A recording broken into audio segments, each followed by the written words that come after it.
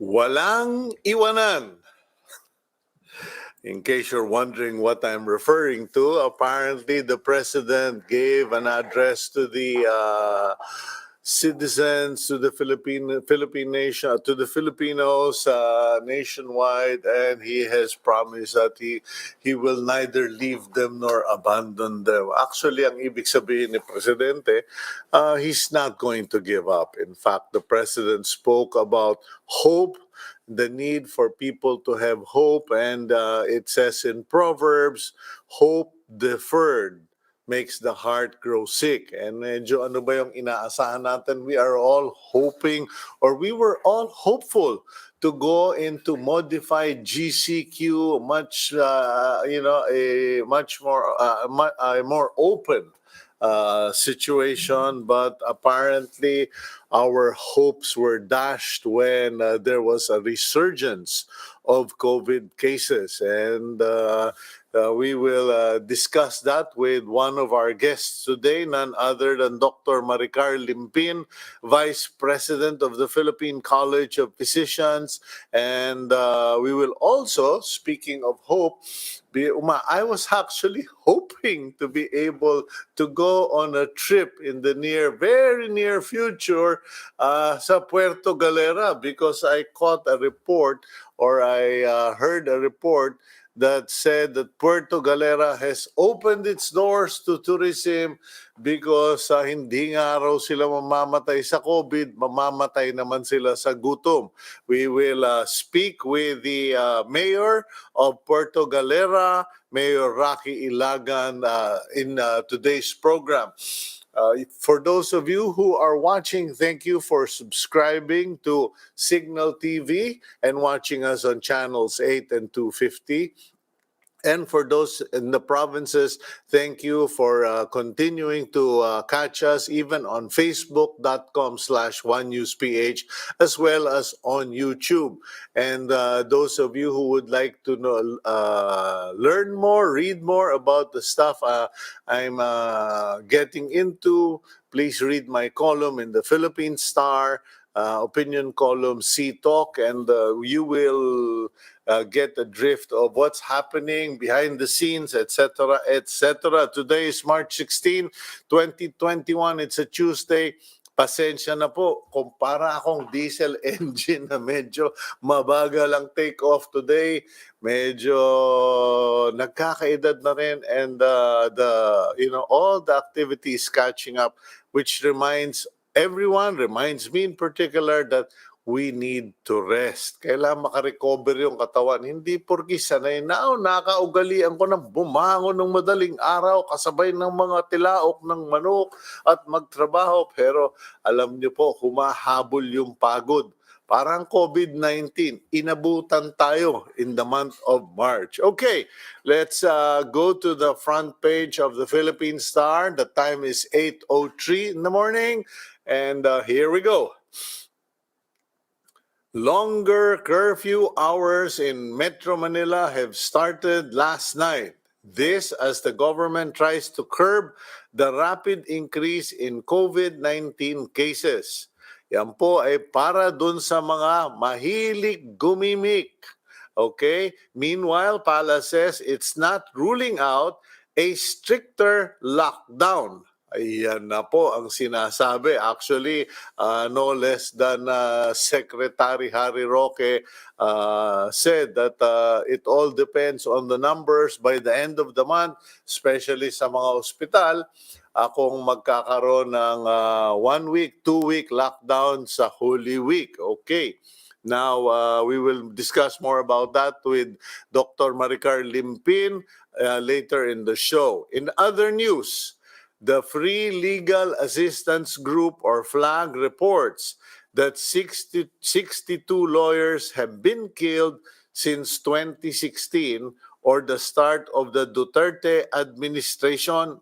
In comparison, only 28 lawyers were killed or disappeared in the previous 6 administrations. Okay?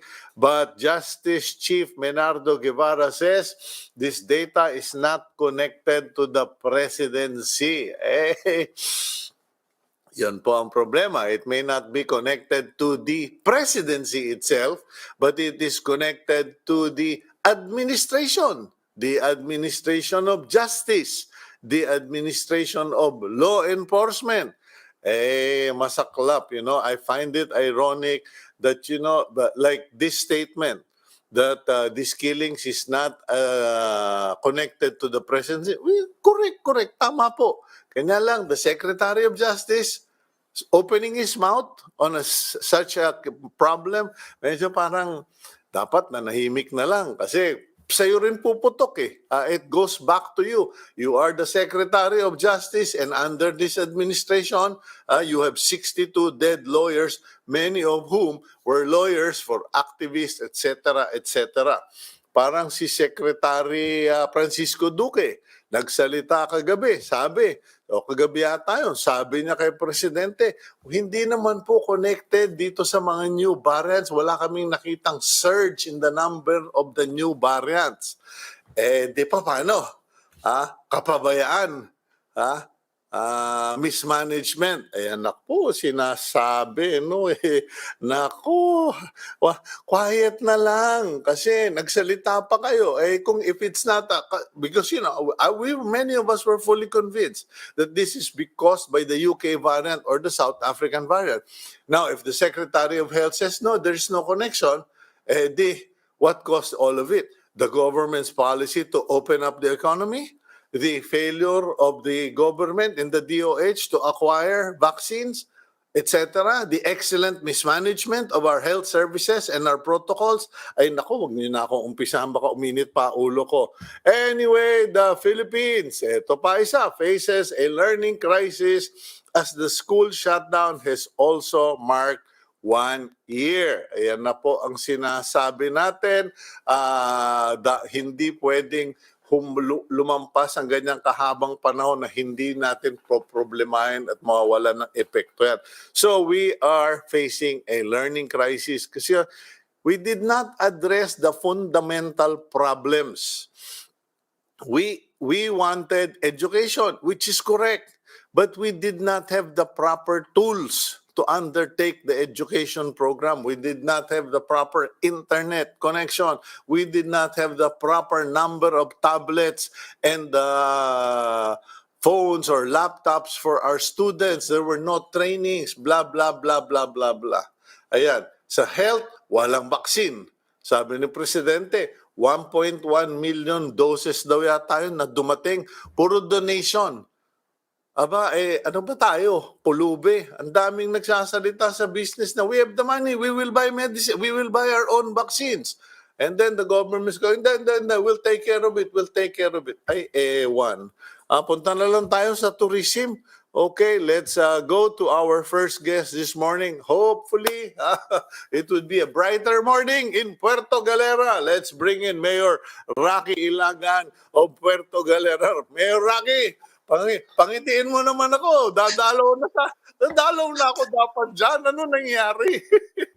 Sir, magandang umaga po, sir. Sir Cito. At salamat po ako at naimbitahan ako dito sa inyong show to guest as a guest para lang po makapagkwentuhan din sa inyo at makapag-imbita rin sa ating mga mahal na kababayan na gusto namang mag-release ng kanilang stress sa panahon ngayon. Sa talagang isang taon na tayo.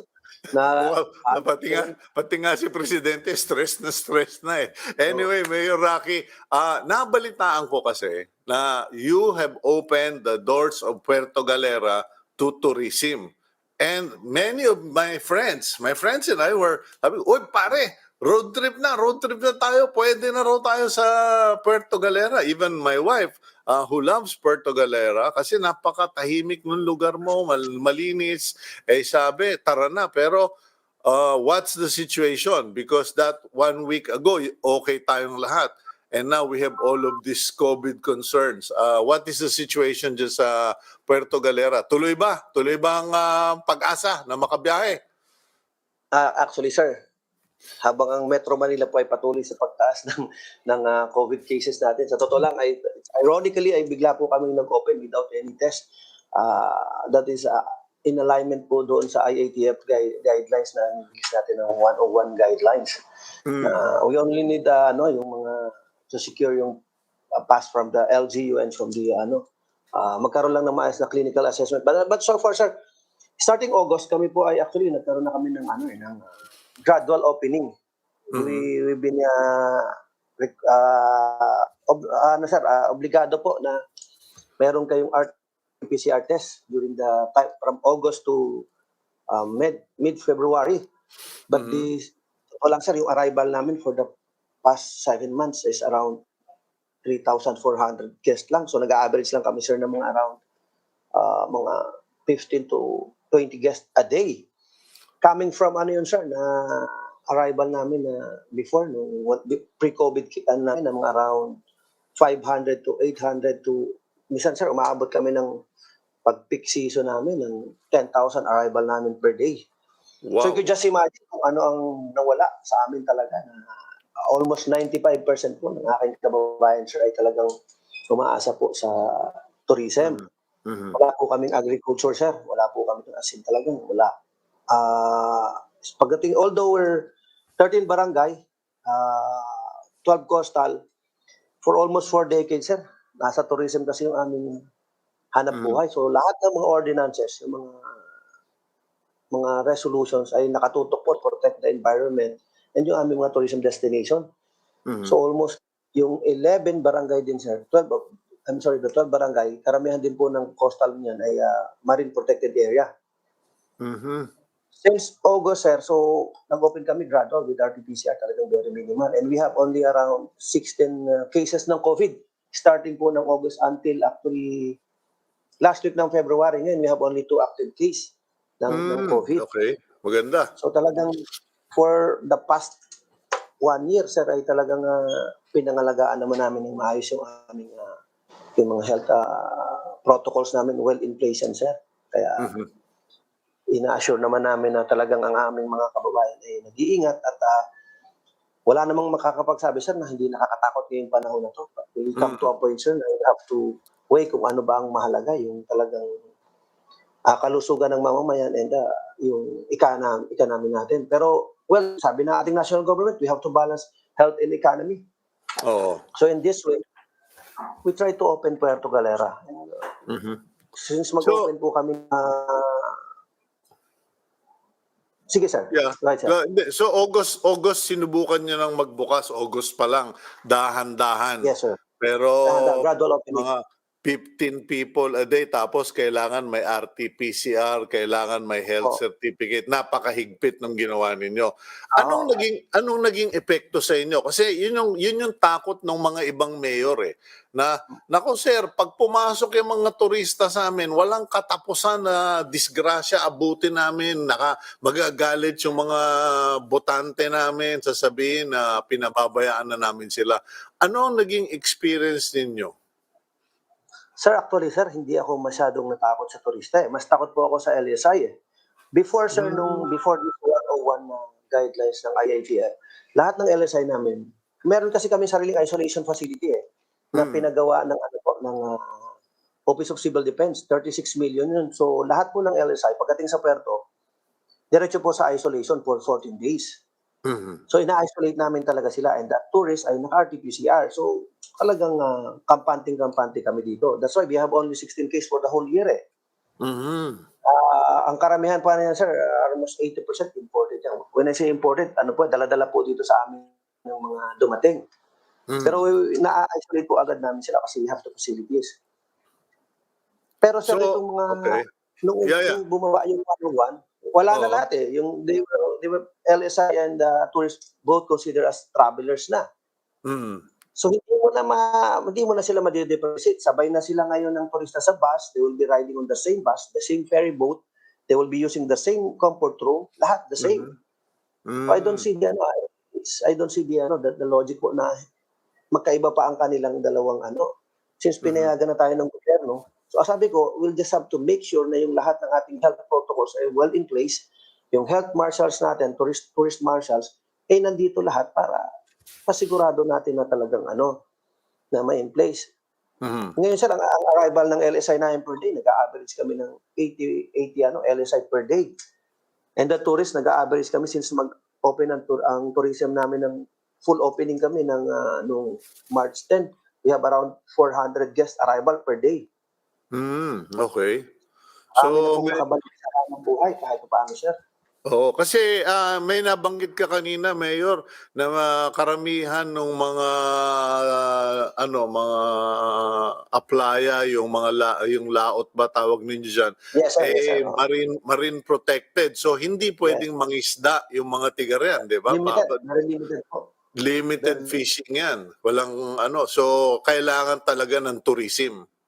yes sir, wala po talaga eh. Although nandiyan Hmm. naman ang national government, every now and then tumutulong ang DOLE, ang Oo. DOT, ang DSWD, tumutulong po doon sa mga naapektuhan. But then again sir, I'm sorry, talagang hindi po enough eh. Mhm. Wala talaga.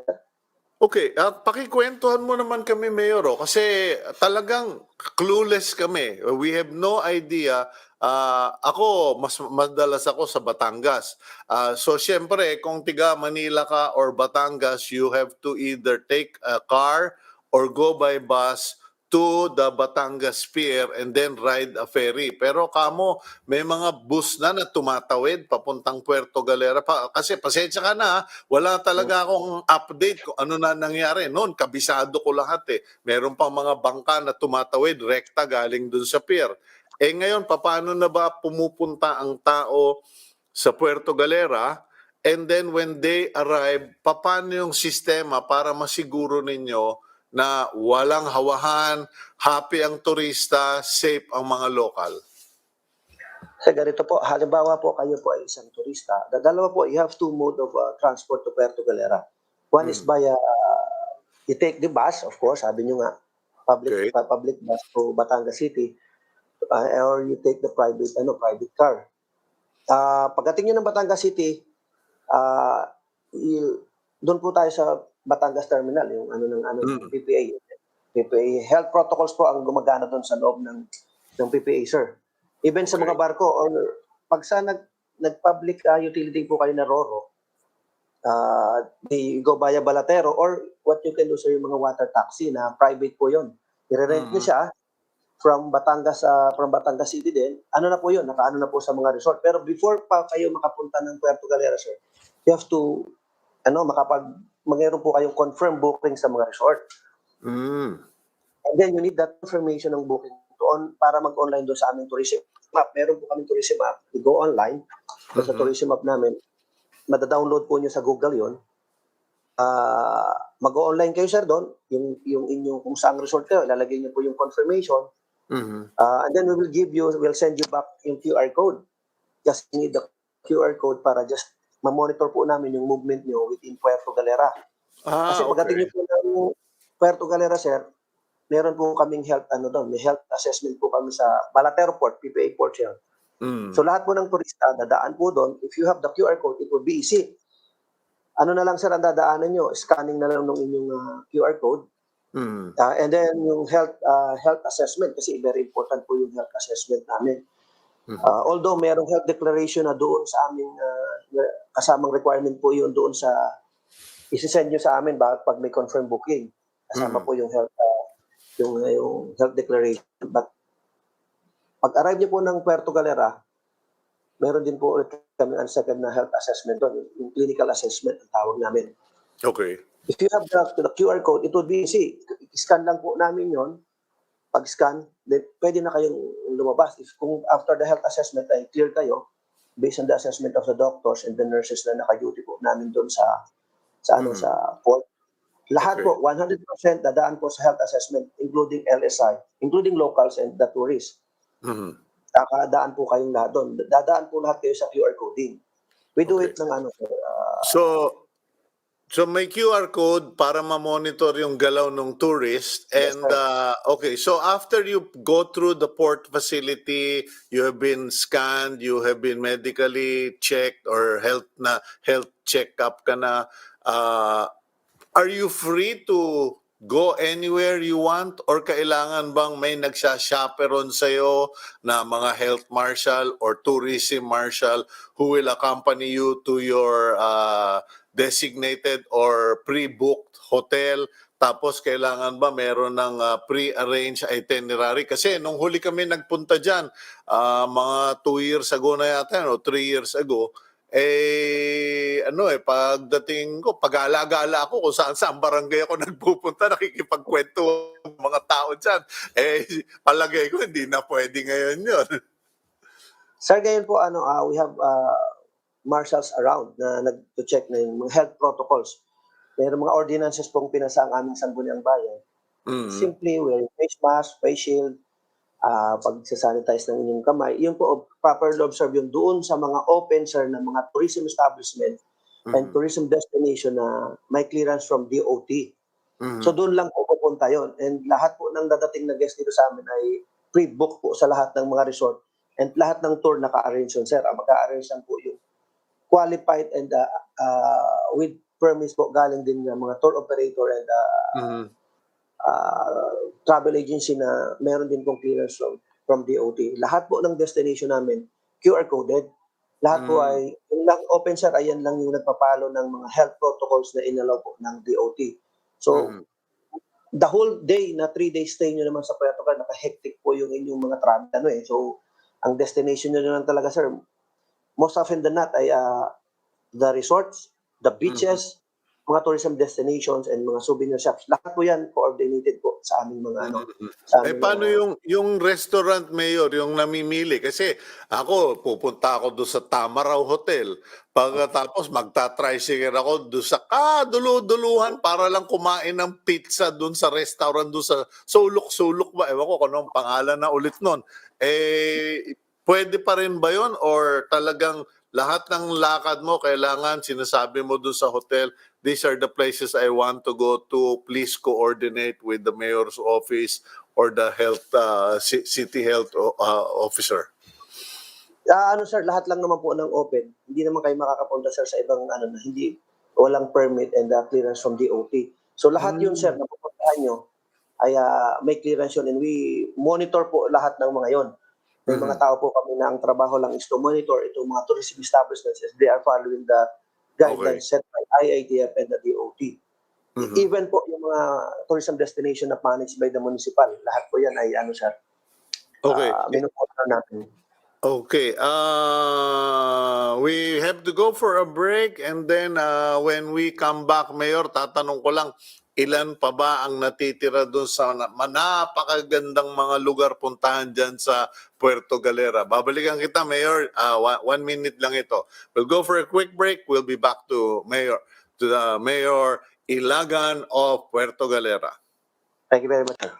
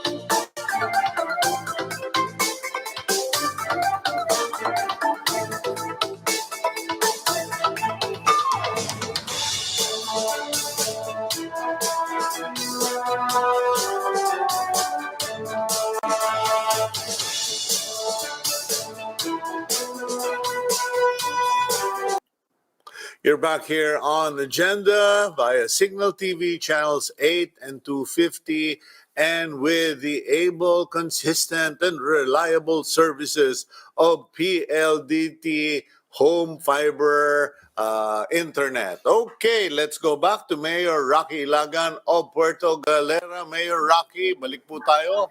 Okay. Good morning again, Sir Sito. Sa mga lahat Okay. po ng nanonood. Magandang umaga po.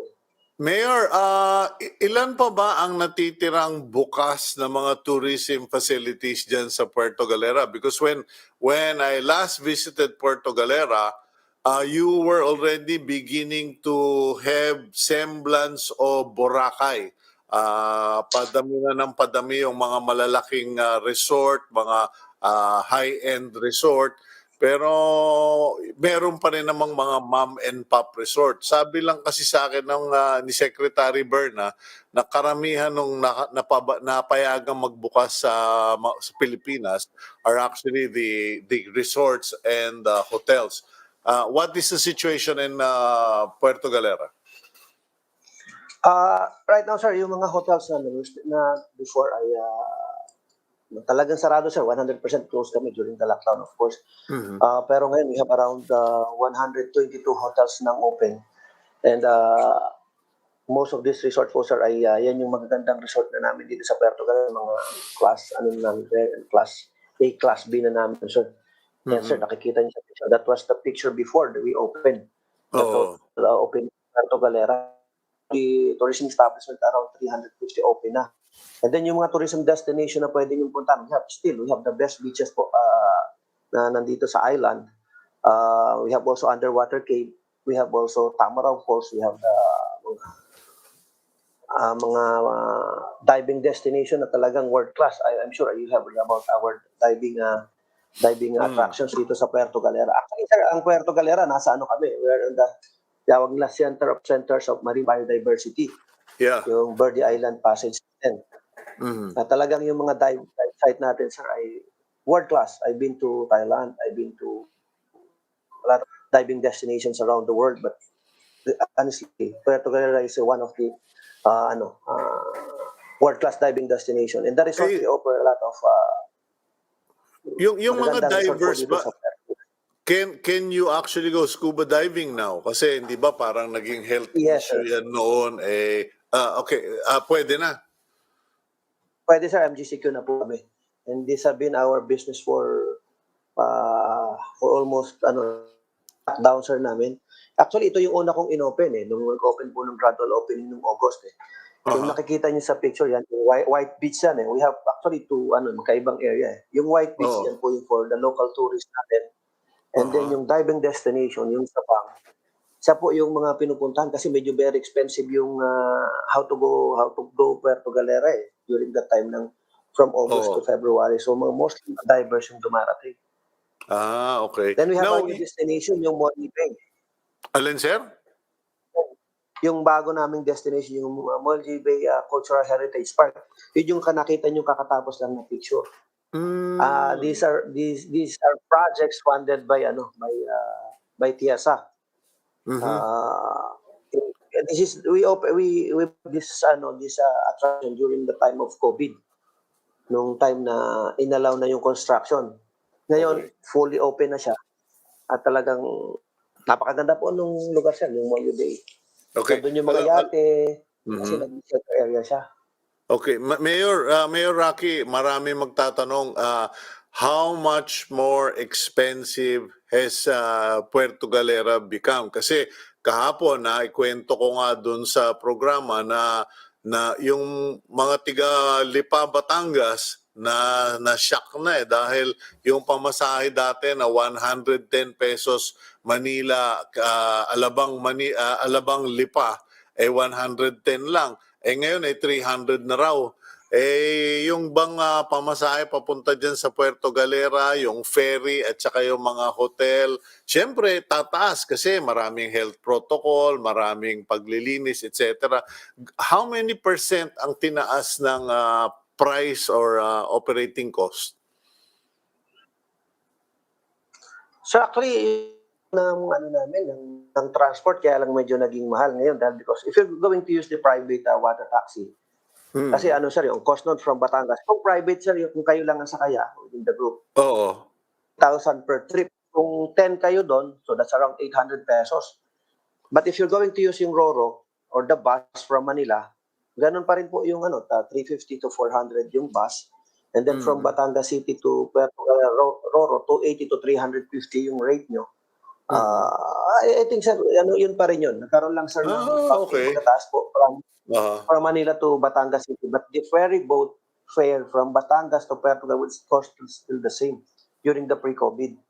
Okay. Even the Now, resorts now, sir, may mga nag-o-offer ng mas murang mga resorts ngayon. Yung before, kasi offering namin tulong ng mga resort industry sa gobyerno din. Binaba namin yung mga yung mga rates before na nagko-cost ng around 3,500 per night to 7,000. Nag-rin, sir. It depends kung anong klase Oo. ng resort kayo pumunta.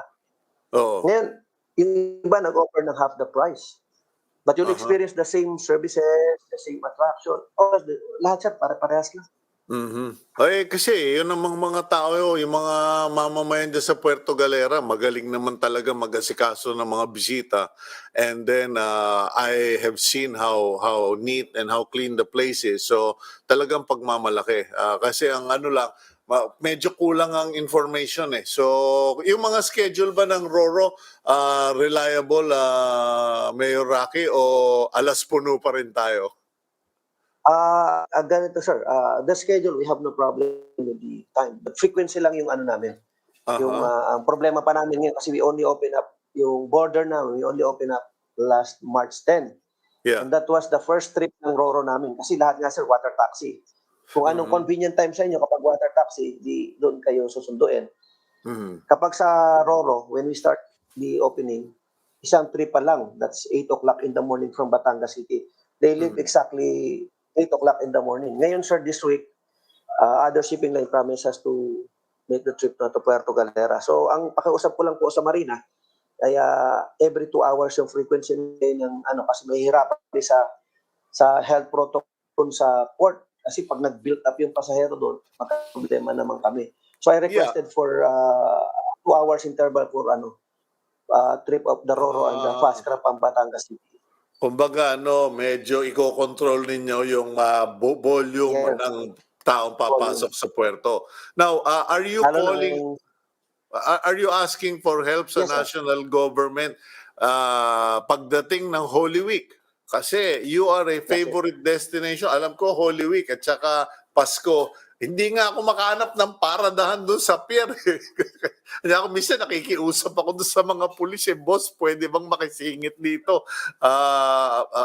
Are you going to call a friend or shout out kay Big Brother DOH dahil babahain ka ng turista dyan? Yes, sir. We already requested Marina, the National ng Marina, para nga po doon sa interval ng biyahe. And then we also requested some people from DOH to help us sa Holy Week kasi alam natin, sir, talagang magbo-volume ng tao. And I'll be also asking the help of the governor para po din sa implementation ng health protocols dito sa aming mga borders, lalo na po dito sa port. We expect talaga, sir, thousands of people na coming during this Holy Week season. But sir, meron naman kaming limiting capacity. We know the capacity of the resorts. So observe pa rin, sir, yung 50% capacity ng mga resort. How do we know? How do we monitor that? Sir, we have QR code. So alam na namin yung mga resort kung ilan yung capacity nila. Kapag they reach the maximum 50% capacity, makapag-book din, sir. Hindi na magbibigay ng clearance yung aming tourism para doon po kayo pumunta sa resort na yun. Ay, salamat. So we can actually monitor po lahat ng tourism destination using our QR code and tourism marshals and health marshals. Well, I'm really thankful we were able to reach you, Mayor, and that you agreed to have this interview. Kasi sabi nga ni Presidente Duterte, we need to give Filipinos hope. And sabi naman ng iba, we need to give Filipinos information. Kanya yan po ang ginagawa natin with the program. Pwede naman pala, pwedeng i-open ang mga local units, ang mga town, cities, pwedeng i-open sa tourism, sundin lang talaga at monitor. Thank you very much, Mayor Rocky. And I wish you all the best. May God bless you. May God bless Puerto Galera. And regards na lang dun sa mga nakakakilala sa amin dyan na napapasyalan ko sa mga bara-barangay. Thank you very much, Mayor Rocky. Thank you very much, Sir Sito. Thank you very much din po sa inyong program. Okay, congratulations to the people of Puerto Galera. Ayan po, no, medyo magandang balita yan. Bukas ang Puerto Galera, hindi na nila dinidemand yung mga kung sinusunod nila yung IATF Circular 101. Wala na yung mga RT-PCR, etc. May Travel Authority Health Certificate. Titingnan kayo doon sa pier, i-check kayo, kailangan naka-book kayo, naka-pre-book kayo, may QR code kayo. Matrabaho ng konti, pero it's worth kasi pagdating naman nyo doon, lamon, tulog, pahinga na. Okay, now, tingnan naman natin. Let's find out from our next guest what her prognosis is, what her assessment is regarding our current situation. Let's go to Dr. Maricar Limpin, Vice President, Philippine College of Physicians. Dr. Maricar, good morning. Nice to talk to you again. Yes, good morning, Cito, and good morning sa ating mga televiewers and listeners. Okay, baka sabihin kasi ng mga viewers, masyado ka naman familiar, Cito. Alam niyo po, kasama ko si Dr. Maricar sa pakikipaglaban sa sigarilyo at sa lung cancer, heart ailments, etc. Ito po si Dr. Maricar, palaban talaga yan. Hindi aatras yan. Okay, but Dr. Maricar, siguro napanood mo naman yung statement ni President Duterte. And you can sense, you can feel the desire or the sincerity na we need to give people hope. The question is our situation hopeful? Because pag nakinig ka nga naman ng lahat ng mga reports, balita, medyo nervyosing ka na eh. Yes, napakinggan natin yan. And parehas din ni Presidente, no? Gusto natin bigyan ng hope ang ating mga tao. Pero I think we need to give hope within what is reality, no? Kasi tayo pwedeng puro hope ng hope, but wala tayong ginagawa, no? Para ma-improve natin ang situation ngayon. So, ang situation natin, there is an increasing cases of COVID-19. Hindi na natin maipagkakailayan. Marami na sa mga ospital ang napupuno, ang kanilang mga hospital beds, ang kanilang emergency room din ay puno na. At hindi lang puno dahil sa COVID cases, kung hindi pati na rin ang non-COVID cases. So hindi ho kami humihinto sa pag-aalaga ng mga mamamayang Pilipino. Pero kailangan ho natin sigurong patupad ang minimum health protocols. This is the biggest problem. Ang dami ho sa mga tao ngayon, mukhang nakalimot ho, no, na magsumunod doon sa mga health protocols. Marami tayong nakikita, maaaring suot nila yung maskara nila, pero paraging mali ang pagsusuot. Pati yung face shield. Dr. Maricar, sorry to cut in, but I think a lot of people are wondering about that situation because many of us were initially convinced that the surge is caused by the UK variant and adding to that is the South African variant. Now, the health experts are saying, no, it is the drop or the COVID fatigue and disregard for health protocols. But why is it only now in March? Meron ba kayong nakikitang catalytic event or a situation that caused all of this? Kasi dati pa rin namang issue yung mga taong bibig lang ang minamaskarahan, mga taong nagkakaraoke. Is there a point where we can say, this is where it started and this is how it started? Well, unang-una, no, nung nag-ease up tayo nung ating community quarantine, no, mapapansin mo, marami sa mga industries, business establishments nag-open. So, ang hirap, lalong-lalo na sa transportation, no, makikita natin na ang dami ng mga taong sumasakay sa iba't ibang klase ng transportasyon na meron tayo. Bus, jeepney, yung LRT, lahat yan. Even yung mga barko, no, hindi nila na-maintain yung minimum health protocols. I'm really sorry to say this, pero Yeah. wala na physical distancing. Mm. You have been observing this for many weeks, and this is the major reason kung bakit tayo merong masyadong mataas na COVID-19 cases ngayon. While it may be true na yung mga variant na yan, no, yung UK variant, South African variant, meron pang California variant, ang dami. But this is seen only in about 5%, no, ng Mhm. sampling population na ginawa ng Philippine Genome Center. So, hindi pwedeng primarily ang dahilan ng pagtaas ay dahil doon sa COVID variants. Ito ay dahil na rin sa sarili nating hindi pagsunod, no, doon sa minimum health protocols. And that is why we would like to call on all government units. Napakinggan ko si Mayor Rocky, no? Mhm.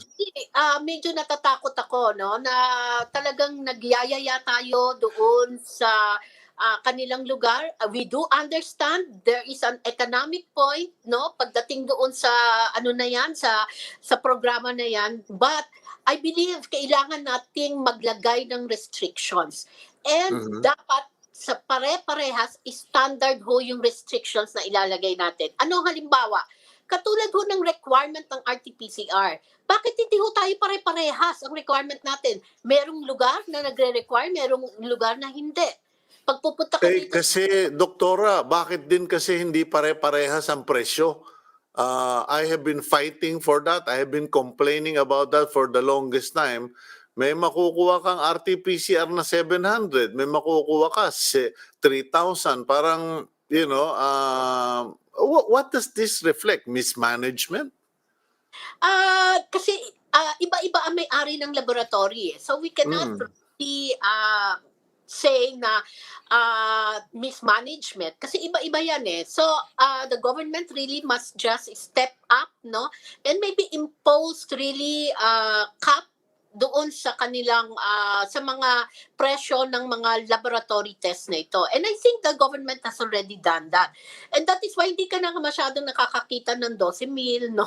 Hindi naman ganun na Mm. ngayon ang presyo Yeah, na. well, no, in fairness, yeah, bumaba na sa Yes. mga 3,000 yata o 4,000. Pero yung pa rin ang iniiyak ng marami. Kasi even in the workplace, even for tourists, even for many people, kasi it's not the price per se, but the multiplier effect. Once I have to have 10 people or 5 people in a family tested, or once I have to have my employees tested, yun ang inaangal ng mga employers regarding testing. Because I think testing at this stage is still the most important concern, because asymptomatic cases seems to be the one driving the outbreak now, Doktora. Yes. That is right, no? Yung mga asymptomatic cases na yan o yung mga tao na wala pang nararamdaman, no? Pero nandoon na sila sa incubation period and maybe infecting other people. And by the Mm. time na mag-develop sila ng symptoms, na kaharap na nila ang iba't ibang tao, maraming tao, who were already exposed to them. And that is why mabilis kumalat, no, ang COVID-19 because of this. And that is why it is very important that we impose the same standards pagdating doon sa mga requirements natin pag tayo ay pupunta from one place to another. Second, at Cito, no, Yeah. we need to really cut down on the capacity sa mga transportasyon natin. I don't believe that 50% is already should be the maximum. We need to lower it down further. Kasi hindi 50%, kadalasan more than 50% ang makakasakay. Let's face it, ganun talaga eh. Marami ang hindi sumusunod. So, kadalasan more than 50% ang capacity. And that is the reason kung bakit wala tayong physical distancing. The air circulation is also not being addressed properly. Should we simply embrace the Vietnam model na lahat nakabisikleta at nakamotorsiklo? Kasi alam ko yung ating Secretary of Transport, si Secretary Tugade, is averse to the idea yung sobrang daming motorsiklo at bisikleta sa main roads. Pero many of the employers I know are telling me, Sito, mas gusto ko pang magmotorsiklo at magbisikleta ang mga tao ko kaysa sa pasakayin sila dyan sa mga mass transit na yan. Dahil wala kaming, wala kang siguro kung sino meron at walang COVID dyan. Yes, actually safer talaga no to ride the bicycle, and that is why importante that dapat meron talagang provision for a bike lane, no? Kaya lang madalas makikita natin yung bike lane hindi din sila nirerespeto no ng ng publiko. In fact, may mga nakikita akong sasakyan na gumagamit ng bike lane. So hindi ko nga siya masyadong maintindihan. Doktora Maricar, can you just clarify, nagre-request lang yung aking executive producer si Gab Malyari, pakilinaw lang yung sinasabi niyong 5% lang ng mga current cases yung variants. Yan po yun according doon sa test na ginagawa ng Philippine Genomic Center na out all the tests na kanilang ginawa at tiningnan na ginawaan ng genomic sequencing, no? 5% po nung mga COVID samples o yung mga specimen samples na submitted to them ang nakitaan ng COVID variant. So, but Doktora, Doktora, pasensya ka na. Sorry. But you know, that is based on what is submitted to the Genome Center. Because ang lagi ko na lang, I complain regularly that the Genome Center does not have enough supplies, enough money, enough logistics to do massive testing or at least maramihan. Kasi I remember last year, hindi ba, yung antigen testing sila Joey Concepcion, kung saan lugar, which help track the activity or the presence of the standard COVID-19. But is there sufficient testing and logistics on the ground in real life for us to have a good picture whether or not the UK variant or the South African variant is the guilty party? Alam mo, Sito, hindi lang naman ang Philippine Genomic Center accepts lahat ng mga sa kanila. But even the other laboratories like RITM, they send their specimens also to PGC to conduct the genomic sequencing test, no? So hindi limited yung mga ginagawa na test sa PGC doon sa kung sino lang ang nagpapadala sa kanila. So even the other laboratories are already sending it to them. Now, this is really a problem, not only in our country, no, but also in other countries, Sito. Kasi hindi talaga nagagawa ang genomic sequencing ng ganoon kadali. No, you need expertise para magawa ito, and not all technicians or microbiologic technicians has the capacity na gumawa ng ganitong mga test. And that is why talaga limited ang testing na ginagawa across all countries, hindi lang dito sa Pilipinas. Okay. Now, talk about mindset. Let's talk about yung pananaw or ugali, no? Kasi right now, meron na nga, biglang binuhay na naman yung magsuot kayo ng face mask sa bahay.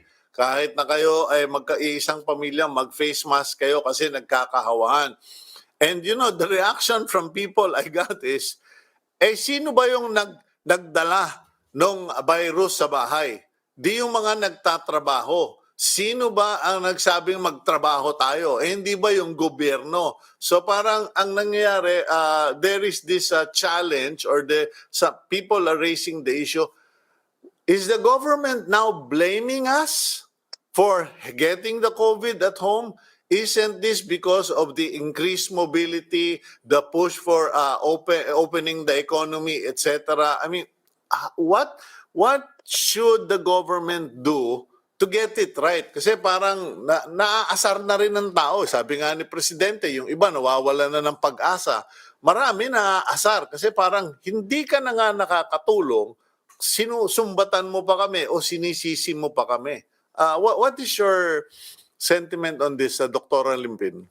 Yes, siguro masabi ko, ang maasar talaga talo, no? Ah, Mm, totoo. yeah, pero no, hindi natin pwede kasi sisihin lahat sa gobyerno. Kasi ang Correct. gobyerno is only trying to do kung ano yung pwede niyang gawin para ma-ease up yung burden ng pandemic na ito doon sa mga tao. Ang mga Mm, tao, kailangan ma-realize natin na meron tayong lahat na responsibilidad. mm. Lalabas tayo, tapos kung sisihin natin ng gobyerno kasi binigbigyan tayo ng pagkakataon na magtrabaho, pag hindi naman i-open ng gobyerno ang trabaho sa kanila, anong sasabihin ng tao?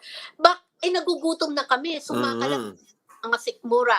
So saan lulugar ang gobyerno kung gano'n ang magiging reasoning natin?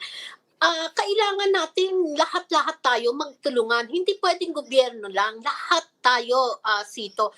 All of us has responsibility and the first responsibility stops with us, tayo Mm. mismo. Okay. Is Responsibility. stop kita, mag-time out tayo, and then after the break, I will go back to the serious task of what do we do. We'll be right back here on Agenda.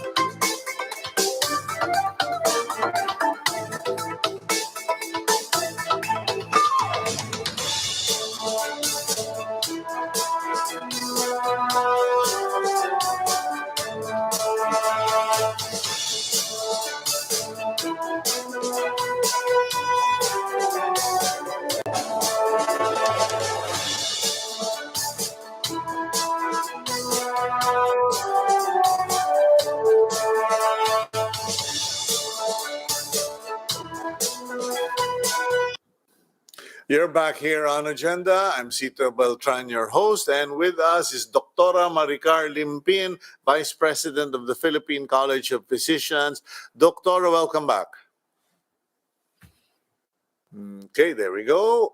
Okay, Doctora, I was speaking to the Octa Research Group, to Professor Guido David recently, and sabi niya one of his associates was doing a study and the projection is by the end of the month, March 30 o 31 ba kung may 31 ng March, ano raw, mukhang full capacity na lahat ng hospital natin.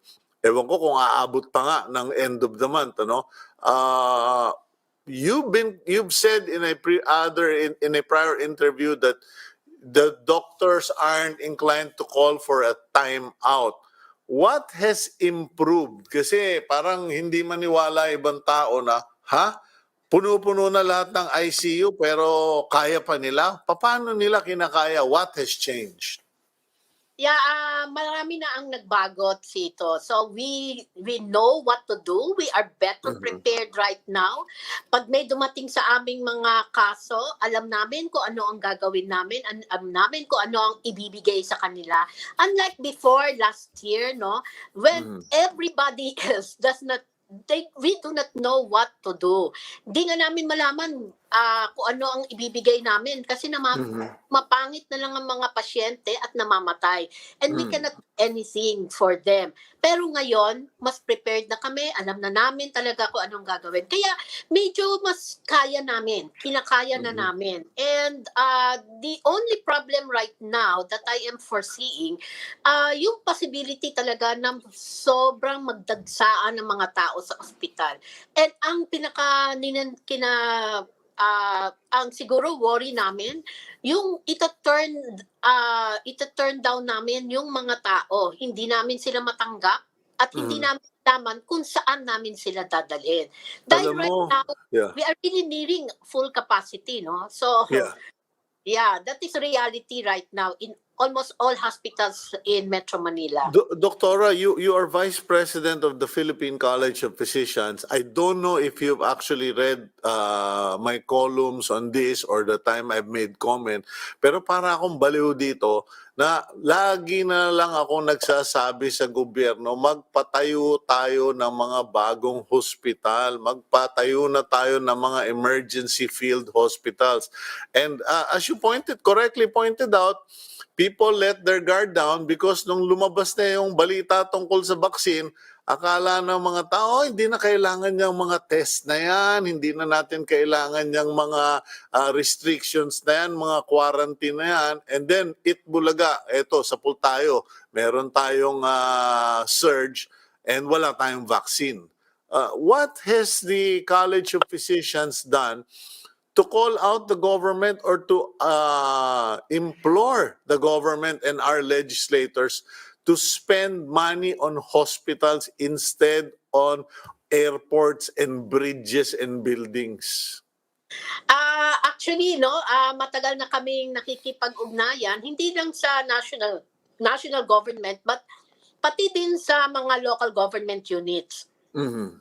Kasi gusto talaga namin madagdagan ang mga hospital facilities, yung mga healthcare facilities sa ating bansa. But Sito, this is just one part of a big problem. The other part of the problem ay yung paglalagay ng mga tao dito sa mga hospital nito. It takes a lot of investment and it takes a long time for investment on health human resource. Medyo magtatagal kasi bago makatapos ang isang tao sa pagdodoktor, sa pag-nurse, sa pagiging technicians, all of these require years of studies.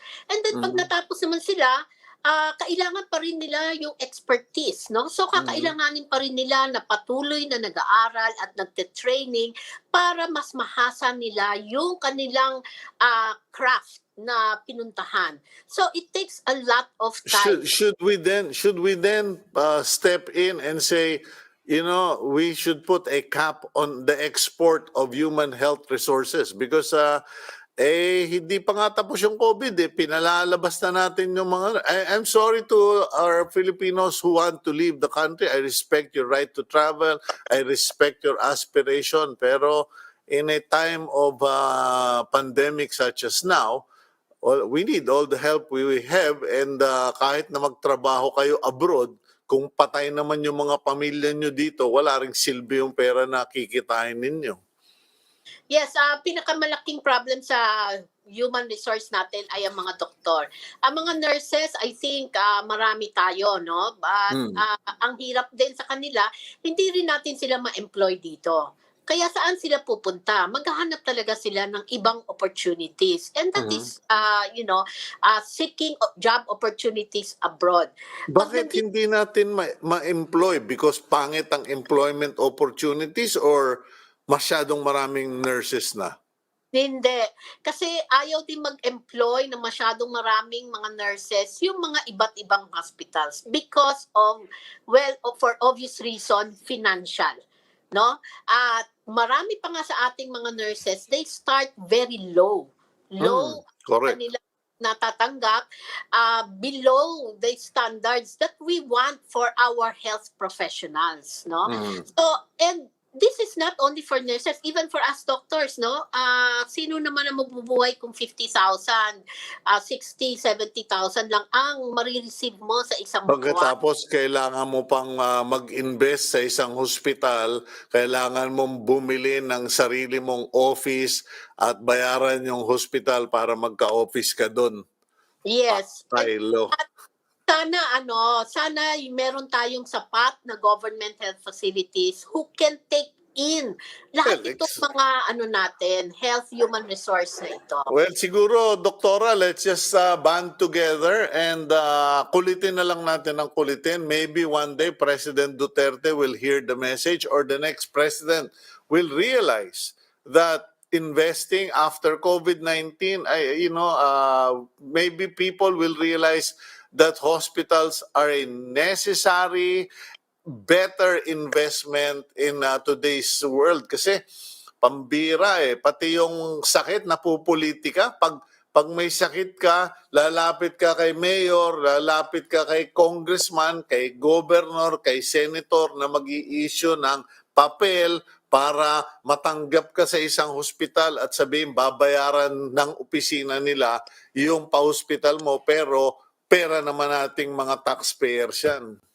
Yes, that is correct, no? So, kailangan talaga natin to invest on this on long term.